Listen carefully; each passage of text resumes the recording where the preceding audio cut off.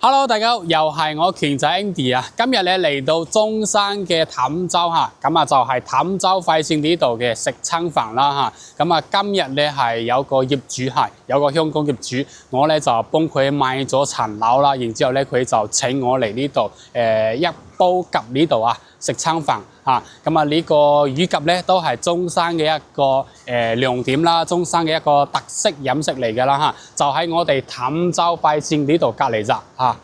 咁啊呢個鋪面就喺呢度，前邊咧就有個大門口入去餐廳嘅，咁啊呢邊咧都有個大門口啦嚇，咁啊呢邊咧就個環境咧比較靚啲嚇，出邊咧都可以泊好多車噶啦啊，你喺呢邊都可以泊好多車嘅，嗱呢邊咧都好寬嘅嚇，成個環境都靚啲。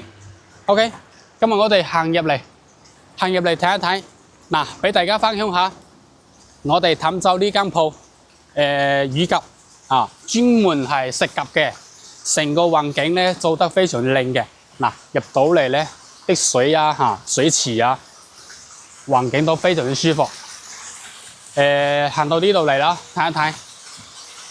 嗱，呢啲中庭位都比較舒服、休閒啲嘅嚇，俾大家望一望先。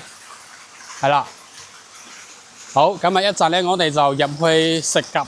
嗱呢個咧就啱先權仔咧就攞個價單出嚟嘅，我哋睇下佢嘅價錢如何啦。首先咧一個招牌紅燒乳鴿啊，紅燒乳鴿38蚊一隻啊，呢個價錢咧就中規啦啊，唔係幾貴又唔係幾平啊，一般。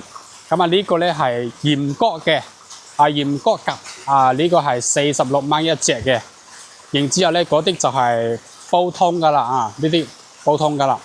嗱正常嚟講嘅話都要點個煲湯嘅嘢去飲下嘅嚇，都比較補嘅嚇。OK， 46蚊一隻每個湯嚇，加多一隻咧就係46乘以2啊嘛，92蚊咯嚇。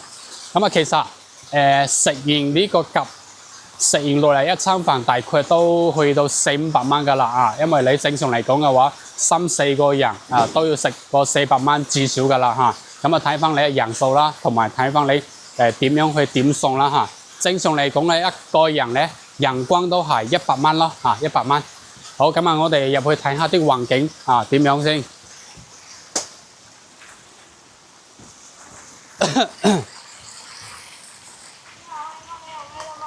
你好，約了。今日有冇咩優惠啊？唔用嘅。哈哈。OK。咁啊，我哋睇下環境先嚇。一陣咧，我哋等個客人過嚟，我哋入去點餸嚇，點餸。咁啊，俾大家分享下中山咧都有個地方食鴿比較出名嘅嚇。咁啊，後期大家如果想過嚟中山呢邊食乳鴿啦，大家咧就可以揾權仔攞個定位嚇，就喺我哋氹洲快線隔離呢個一煲鴿嚇，一煲鴿非常出名嘅。呢度咧就係佢哋自己嘅吧台啦嚇，咁啊相當於一個開放式廚房咁樣嘅，咁入邊咧就係嗰啲餐台啦嚇，餐台，咁我哋入去行一行咯嚇，行一行睇一睇環境係點樣嘅。